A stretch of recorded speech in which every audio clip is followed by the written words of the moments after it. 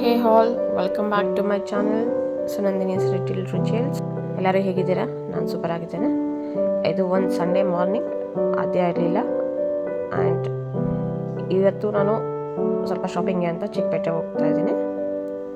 So early morning ಗಿಡಕ್ಕೆ ನೀರು ಹಾಕ್ತಾ ಇದ್ದೀನಿ. ಇಲ್ಲಿ ಬಂದು ನಾನು ರೈಸ್ ವಾಟರ್ ಏನಿರುತ್ತೆ, ಬೆಳಗ್ಗೆ ತೊಳೆದಿರೋ ನೀರು ಅದೆಲ್ಲ ಸ್ಟೋರ್ ಮಾಡಿ ಇಟ್ಕೊಂಡಿರ್ತೇನೆ. ನೆಕ್ಸ್ಟ್ ಡೇ ಮಾರ್ನಿಂಗ್ ಯೂಸ್ ಮಾಡ್ತೇನೆ ಗಿಡಗಳಿಗೆ.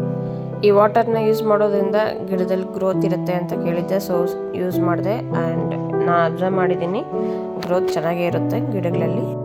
ಆ್ಯಂಡ್ ಈ ದಿನ ನಾನು ನನ್ನ ತಂಗಿ ಜೊತೆ ಚಿಕ್ಕಪೇಟೆಗೆ ಹೋಗ್ತಾ ಇದ್ದೇನೆ. ಶಾಪಿಂಗ್ ಹೋಗಿದ್ದ ರೀಸನ್ನೇ ಬೇರೆ, ಮಾಡಿರೋ ಶಾಪಿಂಗೇ ಬೇರೆ.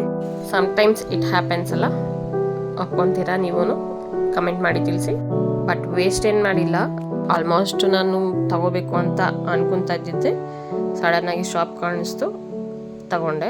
ಆ್ಯಕ್ಚುಲಿ ನಾವು ಡಿಫ್ರೆಂಟ್ ರೂಟಿಂದ ಹೋದ್ವಿ, ಸೊ ಈ ಶಾಪ್ ಕಾಣಿಸ್ತು, ಅದಕ್ಕೆ ತಗೊಂಡೆ. ಮತ್ತು ಈ ರೂಟಿಂದ ಬರಲ್ಲ ಅಂತ ನಿಜಾನೇ. ಆ್ಯಕ್ಚುಲಿ ಶಾಪಿಂಗ್ ಸ್ಟ್ರೀಟ್ಸ್ಗೆಲ್ಲ ಹೋದಾಗ ಮತ್ತೆ ಇನ್ನೊಂದ್ಸರಿ ರೌಂಡ್ ಹಾಕ್ಕೊಂಬರೋಣ ಅನ್ನೋ ಎನರ್ಜಿ ಸಿಗಲ್ಲ ನಮಗೆ.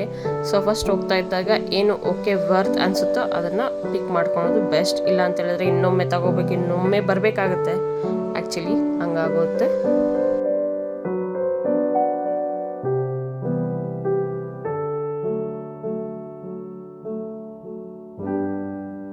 ಆ್ಯಂಡ್ ಇದು ನೋಡಿ, ಸಬ್ಜಾ ಬೀಜ ಸ್ಪ್ರೌಟ್ಸ್ ಆಗಿತ್ತು. ಸೊ ಚೆಲ್ಲೋದು ಯಾಕೆ ಅಂತ ಹೇಳ್ಬಿಟ್ಟು ಗಿಡಕ್ಕೆ ಹಾಕಿದೆ. ಅದು ಗಿಡ ಬೆಳೆದಿದೆ ಆ್ಯಕ್ಚುಲಿ, ನಿಮಗೆ ನೆಕ್ಸ್ಟ್ ಟೈಮ್ ತೋರಿಸ್ಕೊಡ್ತೀನಿ. ಆ್ಯಂಡ್ ಶಂಕರ ಪುಷ್ಪ ಬಿಟ್ಟಿದೆ. ಆ್ಯಂಡ್ ಈ ಆದ್ಯ ಇದನ್ನು ಪುಷ್ಪ ಶಂಕರ ಅಂತ ಕರೀತಾಳೆ ಈ ಹೂವನ್ನ. ಆದ್ಯಗೆ ಹೆಸರದು ಸರಿಯಾಗಿ ಕ್ಯಾಚ್ ಮಾಡ್ಕೊಳಕ್ಕಾಗ್ತಾಯಿಲ್ಲ. ಸೊ ಅದಕ್ಕೆ ಅವಳು ಡಿಫ್ರೆಂಟಾಗಿ ಹೆಸರು ಕೊಟ್ಬಿಟ್ಟಿದ್ದಾಳೆ. ಮೋಸ್ಟ್ ಎಲ್ಲ ಸರಿನೂ ಅದೇ ಹೆಸರಲ್ಲೇ ಕರೀತಾ ಇರ್ತಾಳೆ. ಆ್ಯಂಡ್ ಶಾಪಿಂಗ್ ಎಲ್ಲ ಮುಗಿಸಿ ಮನೆಗೆ ಬಂದೆ. ಆ್ಯಂಡ್ ಈಗ ನಾನು ರಿವೀಲ್ ಮಾಡ್ತೇನೆ ಏನೆಲ್ಲ ತಗೊಬಂದೆ ಅಂತ. ಆ್ಯಂಡ್ ಫಸ್ಟ್ ಬಂದು ಇದು ಮ್ಯಾಟ್. ಆ್ಯಕ್ಚುಲಿ ಇದು ಕಿಚನ್ ಫ್ಲೋ ಮ್ಯಾಟು. ವಾಟರ್ ಎಲ್ಲ ಅಬ್ಸರ್ವ್ ಆಗುತ್ತೆ. ಸೊ ನಾನು ಏನು ಅಂದ್ಕೊಂಡೆ ಅಂದರೆ, ಚಿಕ್ಕ ಪುಟ್ಟದಾಗೆಲ್ಲ ಪಾತ್ರೆ ತೊಳೆದಾಗ ಅದೇ ಕೆಲಸಕ್ಕೆ ಬಟ್ಲು ದೊಡ್ಡದಾಗಿರುತ್ತಲ್ಲ, ಸೊ ಅದನ್ನು ಪ್ಲೇಸ್ ಮಾಡೋಕ್ಕಾಗಲ್ಲ ಕೌಂಟರ್ ಟಾಪ್ ಮೇಲೆ. ಸೊ ಇದನ್ನು ಇಟ್ಕೊಂಡ್ರೆ ವಾಟರ್ ಅಬ್ಸರ್ವ್ ಆಗುತ್ತೆ, ನೀರೆಲ್ಲ ಕೆಳಗಡೆ ಲೀಕ್ ಆಗಲ್ಲ ಅಂತ ಇದನ್ನು ಪ್ಲ್ಯಾನ್ ಮಾಡಿ ತೊಗೊಂಡಿದ್ದೀನಿ. ಸದ್ಯಕ್ಕೆ ಆಲ್ಮೋಸ್ಟ್ 20 ಡೇಸ್ ಆಗಿದೆ. ಚೆನ್ನಾಗಿ ವರ್ಕ್ ಆಗ್ತಾ ಇದೆ. ಬಟ್ ಒಂದು ಸ್ವಲ್ಪ ವಾಟರ್ ಆಚೆ ಕಡೆ ಬರ್ತಾ ಇದೆ. ಬಟ್ ಕೆಳಗಡೆ ಏನು ಬರಲ್ಲ, ಇದ್ರ ಮೇಲೇ ಸ್ವಲ್ಪ ಸೈಡ್ಸ್ಗೆ ಬರ್ತಾ ಇದೆ ಅಷ್ಟೇ ಸದ್ಯಕ್ಕೆ. ಬಟ್ ಇಟ್ ವರ್ತ್ ಅನ್ಕೊತಾನೆ. ಫ್ಲೋರ್ ಮ್ಯಾಟ್ಗಾದರೆ ಇದು ವರ್ತ್. ಕೆಳಗಡೆ ಹೆಚ್ಚಾಗಿ ನೀರು ಚೆಲ್ಲಲ್ಲ, ಜಸ್ಟ್ ಒಂದು ಸ್ವಲ್ಪ ಡ್ರಾಪ್ಲೆಟ್ಸ್ ಆಗ್ತಾ ಇರುತ್ತೆ. ಸೊ ವರ್ತ್ ಇರುತ್ತೆ ಇದು.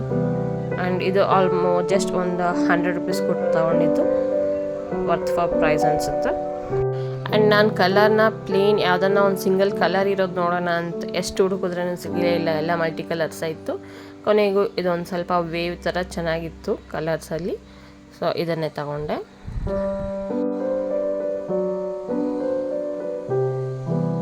ನೋಡ್ತಾ ಇದ್ದೀರಲ್ಲ, ಅಷ್ಟು ಮಾತ್ರ ಆಗಾಗ ತೊಳ್ಕೊಳ್ತೀವಲ್ಲ, ಆ ಪಾತ್ರೆ ಇಟ್ಕೊಳ್ಳೋಕೆ ಮಾತ್ರ ದ ಬೆಸ್ಟ್ ಆಪ್ಷನ್ನು. ಇದಕ್ಕಂತಲೇ ತಗೊಂಡೆ.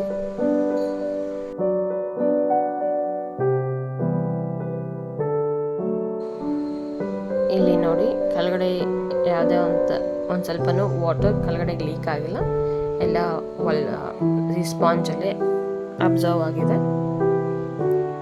ಆ್ಯಂಡ್ ಜಾಸ್ತಿ ಯೂಸ್ ಮಾಡ್ತಾ ಖಂಡಿತ ಇದನ್ನು ಒಂದು ಸ್ವಲ್ಪ ಲೀಕ್ ಆಗುತ್ತೆ. ಬಟ್ ಕೆಳಗಡೆಗೆ ಲೀಕ್ ಆಗಲ್ಲ, ಆಚೆಗೆ ಬಂದು ಕೆಳಗಡೆಯಿಂದ ಇದಾಗುತ್ತೆ. ಇದೇನಾದರೂ ಜಾಸ್ತಿ ತೇವಾಗಿದ್ದರೆ ನೀವು ಆಚೆ ಡ್ರೈ ಮಾಡೋಕ್ಕೆ ಹಾಕ್ಕೋಬೋದು. ಸೊ ವಾಟ್ರೆಲ್ಲ ಆಚೆ ಬಂದುಬಿಡುತ್ತೆ, ಡ್ರೈ ಆಗುತ್ತೆ.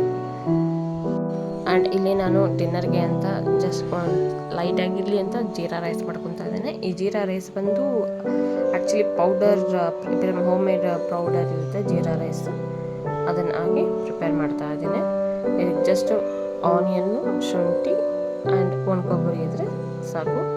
It's easy. ಜಸ್ಟ್ ಇದನ್ನು ಒಗ್ಗರಣೆ ಹಾಕ್ಕೊಳ್ಳೋದು, ಪೌಡ್ರ್ ಹಾಕೋದು ಆ್ಯಂಡ್ ಅಕ್ಕಿ ಹಾಕಿ ಇದು ಮಾಡೋದು ಅಷ್ಟೇ, ಬೇಯಿಸ್ಕೊಳ್ಳೋದು. ಆ್ಯಕ್ಚುಲಿ ಕುಕ್ಕರಲ್ಲೇ ಮಾಡೋ ಪ್ರೋಸೆಸ್. ಒಗ್ಗರಣೆ ಹಾಕ್ತೇವೆ. ಆ್ಯಕ್ಚುಲಿ ಈ ರೆಸಿಪಿ ಬಂದು ನಮ್ಮ ಅತ್ತೆ ಅವ್ರದ್ದು. ಅವರೇ ಈ ಪೌಡ್ರನ್ನ ಮಾಡಿ ಕಳಿಸ್ಕೊಡ್ತಾರೆ ನಮಗೆ. ರೆಸಿಪಿ ಹೇಗೆ ಅಂತ ನಾನು ಫ್ಯೂಚರ್ ವೀಡಿಯೋಸಲ್ಲಿ ಹೇಳ್ತೇನೆ, ನಾನು ಅವ್ರನ್ನ ಕೇಳಿ. ಆ್ಯಂಡ್ ಫಾರ್ ಬ್ಯಾಚುಲರ್ಸ್ ಅಂತೂ ಇದು ಬೆಸ್ಟ್ ರೆಸಿಪಿ. ಒಮ್ಮೆ ಟ್ರೈ ಮಾಡಿ ನೋಡಿ. ರೆಸಿಪಿ ಅಂತ ನಾನು ಫ್ಯೂಚರಲ್ಲಿ ಪೋಸ್ಟ್ ಮಾಡೋಕ್ಕಾಗೋದು, ಅದು ಹೇಗೆ ಪೌಡ್ರ್ ರೆಸಿಪಿ. ಆ್ಯಂಡ್ ಇದಕ್ಕೆ ರಾ ಆನಿಯನ್ ಸೈಡಲ್ಲಿ ನಂಚ್ಕೊಂಡು ತಿಂತಾ ಇದ್ರೆ ಅಂತೂ ಸೂಪರ್.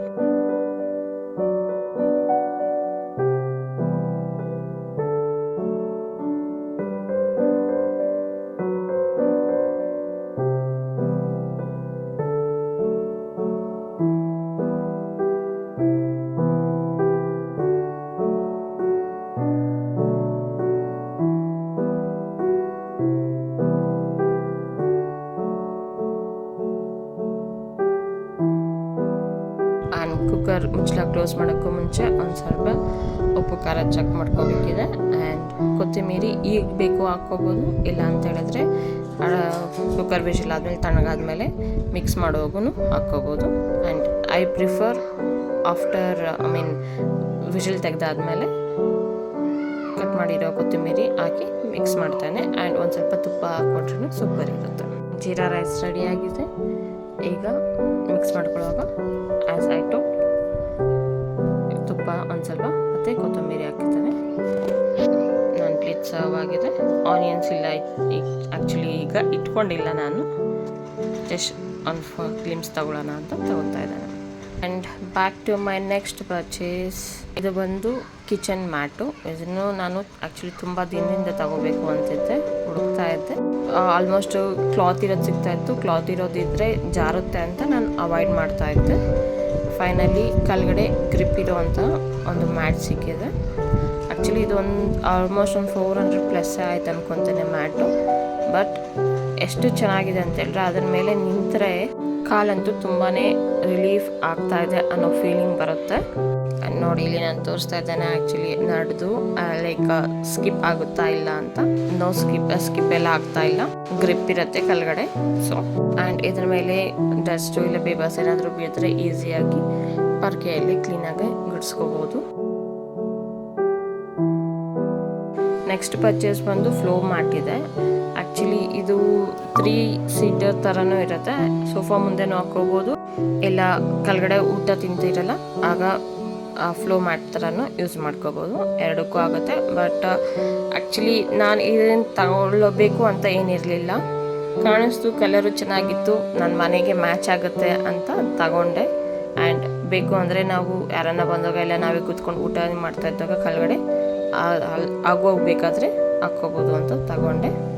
ಬಟ್ ಚೆನ್ನಾಗಿದೆ, ಕ್ವಾಲಿಟಿ ಚೆನ್ನಾಗಿದೆ, ಸಾಫ್ಟ್ನೆಸ್ ಇದೆ. ಏನು ಅಂದರೆ ಮಕ್ಕಳೆಲ್ಲ ಆಟ ಆಡ್ತಾ ಇದ್ದಾಗ ಈ ಮ್ಯಾಟ್ನ ಹಾಕೋಕ್ಕಾಗಲ್ಲ, ಹಾಕಿದ್ರೂ ಏನನ್ನ ಗ್ರಿಪ್ಗೆ ಅಂತ ಕೆಳಗಡೆ ಹಾಕಬೇಕಾಗತ್ತೆ. ಆ್ಯಂಡ್ ಸೋಫಾ ಲೆಗ್ಸ್ಗೂ ಇಲ್ಲ ಕಾಫಿ ಟೇಬಲ್ ಲೆಗ್ಸ್ಗೂ ಗ್ರಿಪ್ ಕೊಟ್ಟು ಹಾಕ್ಬೋದು. ಆ್ಯಂಡ್ ಮೇನ್ಲಿ ಇದೊಂದೇ ಪರ್ಪಸ್ಗೆ ನನಗೆ ಸ್ಟೀಲ್ ಆಯಿಲ್ ಡಿಸ್ಪೆನ್ಸರ್ ಬೇಕಿತ್ತು. ಗ್ಲಾಸ್ ನೋಡಿದ್ದೆ, ರಬ್ಬರ್ ನೋಡಿದ್ದೆ, ರಬ್ಬರ್ ಕ್ಯಾಪ್ಸ್ ಇರೋದು ನೋಡಿದ್ದೆ. ಬಟ್ ಮುಂಚೆನೂ ನಾನು ಗ್ಲಾಸ್ ಯೂಸ್ ಮಾಡಿದ್ದೀನಿ. ಬಟ್ ಆ ರಬ್ಬರ್ ಏನಾಗ್ತಾಯಿದೆ ಅಂತ ಹೇಳಿದ್ರೆ ಒಂದು ವಾಶ್ಗೆಲ್ಲ ಸ್ಟಿಕ್ಕಿ ಆಗ್ತಾಯಿದೆ. ಸೊ ನನಗೆ ಇಷ್ಟ ಆಗ್ತಾಯಿಲ್ಲ, ಅದನ್ನು ರೀಪ್ಲೇಸ್ ಮಾಡೋಣ ಅಂತಲೇ ಇದನ್ನು ತಗೊಬಂದೆ, ಸ್ಟೀಲ್ದು.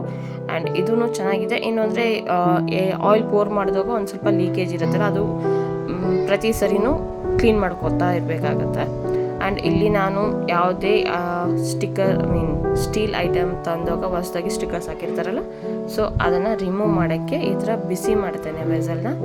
ಲೈಟಾಗಿ ಬೆಚ್ಚಕ್ಕಾದರೆ ಸಾಕು.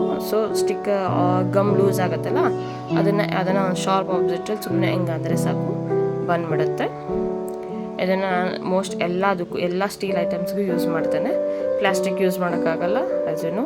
ಆ್ಯಂಡ್ ಗ್ಲಾಸ್ ನಾನು ಟ್ರೈ ಮಾಡಿಲ್ಲ ಆ್ಯಕ್ಚುಲಿ. ಬೋರೋಸಿಲಿಕೇಟ್ ಗ್ಲಾಸಸ್ಗೆ ಆಲ್ಮೋಸ್ಟ್ ಹಂಗೆ ಬಂದ್ಬಿಡುತ್ತೆ, ಜಸ್ಟ್ ಸೋಪ್ ಹಾಕಿ ವಾಶ್ ಮಾಡಿದ್ರೆ ಹೊಟ್ಟೋಗುತ್ತೆ. ಸ್ಟೀಲ್ಗೇನು ಅಂದರೆ ಅದು ವೈಟ್ ಮಾರ್ಕ್ ಆಗೇ ಇರುತ್ತೆ, ಇಲ್ಲ ಅಂತೇಳಿದರೆ ಗಮ್ ಮಾರ್ಕ್ಸ್ ಆಗೇ ಇರುತ್ತೆ. ಅದನ್ನು ಅವಾಯ್ಡ್ ಮಾಡೋಕ್ಕೆ ನಾನು ಇದನ್ನು ಮಾಡ್ತೇನೆ. ಈ ಥರ ಮಾಡಿದ್ರೆ ಅಂತೂ ಈಸಿಯಾಗಿ ರಿಮೂವ್ ಆಗುತ್ತೆ. ಆ್ಯಕ್ಚುಲಿ 2 ಲೇಬಲ್ಸ್ ಕಿತ್ತಾಕಿದ್ದೀನಿ, ಓನ್ಲಿ ಪ್ರೈಸ್ ಮಾತ್ರ ಇದೆ. ಆ್ಯಕ್ಚುಲಿ ಇದು ಪ್ರೈಸ್ ಅಷ್ಟಿಲ್ಲ, ನನಗೆ ಅರೌಂಡ್ 600ಗೆ ಸಿಕ್ತು. ಜಾಸ್ತಿ ಅನಿಸ್ತು, ಬಟ್ ತಗೊಳ್ಳೇಬೇಕಾಗಿತ್ತಲ್ಲ, ಸೊ ತಗೊಂಡೆ. ನೋಡಿ ಎಷ್ಟು ಈಸಿಯಾಗಿ ರಿಮೂವ್ ಆಯಿತು. ಈಗ ನಾರ್ಮಲಾಗಿ ವಾಶ್ ಮಾಡ್ಕೊಂಡ್ರೆ ಆಯಿತು. ಬಿಫೋರ್ ಯೂಸ್ ನಾವು ವಾಶ್ ಮಾಡ್ತೇವೆ ಅಲ್ಲ ಹಾಗೆ. ಆ್ಯಂಡ್ ವಾಶ್ ಮಾಡುವಾಗ ಏನಾದರೂ ಮಾರ್ಕ್ಸ್ ಇದ್ದರೆ ಗಟ್ಟಿಯಾಗಿ ಉಜ್ಜೋದು ಎಲ್ಲ ಮಾಡಿಬಿಡ್ರಿ. ಆ್ಯಕ್ಚುಲಿ ಸ್ಕ್ರ್ಯಾಚಸ್ ಬೀಳುತ್ತೆ, ನಾನು ಅದನ್ನು ಅವಾಯ್ಡ್ ಮಾಡ್ತೇನೆ. ಸ್ಕ್ರ್ಯಾಚಸ್ ಇದ್ದರೆ ಚೆನ್ನಾಗಿ ಕಾಣಲ್ಲ, ಅಲ್ಲಿ ಹೆಚ್ಚಾಗಿ ಗ್ಲಿಟರಿ ಕಾಣುತ್ತೆ ಅಂತ. ಆ್ಯಂಡ್ ಈ ಮನೆ ಜವಾಬ್ದಾರಿ ಬಂದಮೇಲೆ ಅಂತೂ ಕಿಚನ್ ಐಟಮ್ಸ್ ಮೇಲೆ ಎಷ್ಟು ಲವ್ ಅಂದರೆ, ಕಿಚನ್ ಐಟಮ್ಸ್ ಅಂತಲೇ ಅಲ್ಲ, ಮನೆ ಚೆನ್ನಾಗಿ ಕಾಣಬೇಕು ಅನ್ನೋ ಒಂದು ಇದರಿಂದ ಎಷ್ಟೆಲ್ಲ ಕೇರ್ ತಗೊತೀವಿ ಈ ವಸ್ತುಗಳ ಬಗ್ಗೆ ಅಂದರೆ only house wives can understand this.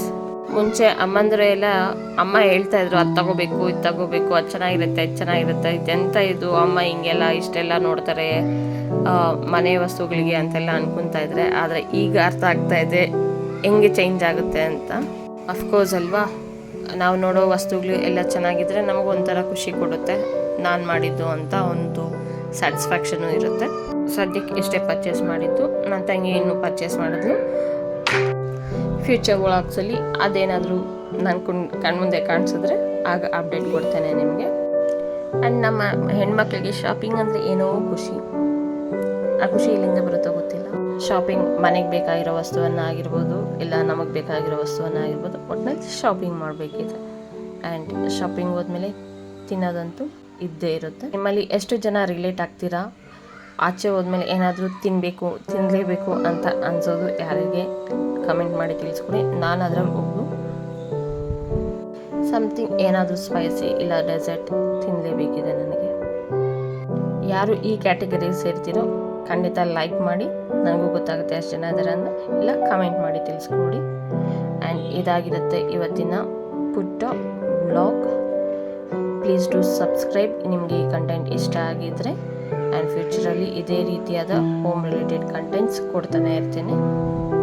And ಇಲ್ಲಿ ನಾನು ಚೆಕ್ ಮಾಡ್ತಾ ಇದ್ದೇನೆ ಆಯಿಲ್ ಹಾಕಿದ್ರೆ ಎಷ್ಟು ಕ್ವಾಂಟಿಟಿ ಹಾಕಿದ್ರೆ ಯಾವ ರೇಂಜಿಗೆ ಪೋರ್ ಆಗುತ್ತೆ ಅಂತ, ಆ್ಯಂಡ್ ಲೀಕ್ ಆಗುತ್ತಾ ಮೇಲೆ ಕ್ಯಾಪಲ್ಲಿ ಅಂತ ಚೆಕ್ ಮಾಡ್ತಾ ಇದ್ದೇನೆ. ಮೇಲೆ ಕ್ಯಾಪಲ್ಲಿ ಏನು ಲೀಕ್ ಆಗಲ್ಲ, ಬಟ್ ಆಯಿಲು ಒಂದು ಸ್ವಲ್ಪ ಇಷ್ಟು ಈ ವಾಟರ್ ಬರುತ್ತಾ ಇದೆಯಾ ಕನ್ಸಿಸ್ಟೆನ್ಸಿ, ಅಷ್ಟು ಕನ್ಸಿಸ್ಟೆನ್ಸಿಯಲ್ಲೇ ಬರೋಲ್ಲ, ಇನ್ನು ಲೈಟಾಗಿ ಬರುತ್ತೆ.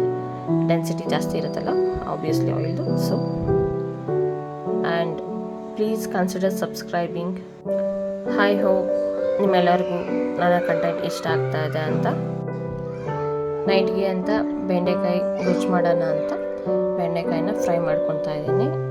ಆ್ಯಂಡ್ ಇದೇ ಆಯಿಲ್ ಡಿಸ್ಪೆನ್ಸರ್ನ ಯೂಸ್ ಮಾಡಿ ಆಯಿಲ್ ಹೇಗೆ ಪೋರ್ ಆಗುತ್ತೆ ಅಂತ ಚೆಕ್ ಮಾಡ್ತಾ ಇದ್ದೇನೆ. ಐ ಹೋಪ್ ನೀವು ಎಲ್ಲರಿಗೂ ನನ್ನ ಕಂಟೆಂಟ್ ಇಷ್ಟ ಆಗ್ತಾ ಇದ್ದರೆ please do consider subscribing. Like ಮಾಡಿ, ಹೇಗಿದೆ ನನ್ನ ವೀಡಿಯೋಸ್ ಅಂತ ತಿಳಿಸ್ಕೊಡಿ, ಇಲ್ಲ ಎಲ್ಲಿ ಯಾವ್ದ್ರ ಕಂಟೆಂಟ್ ಇಷ್ಟ ಆಗ್ತಾಯಿದೆ ನಿಮಗೆ ಅಂತ ಹೇಳಿ. ಸೊ ನಾನು ಅದೇ ಕಂಟೆಂಟ್ನ ಹಾಕೋಕ್ಕೆ ಟ್ರೈ ಮಾಡ್ತೇನೆ ವೀಡಿಯೋಸ್ ಮಾಡಲಿಕ್ಕೆ. Thank you. Catch you in the next video. Till then take care.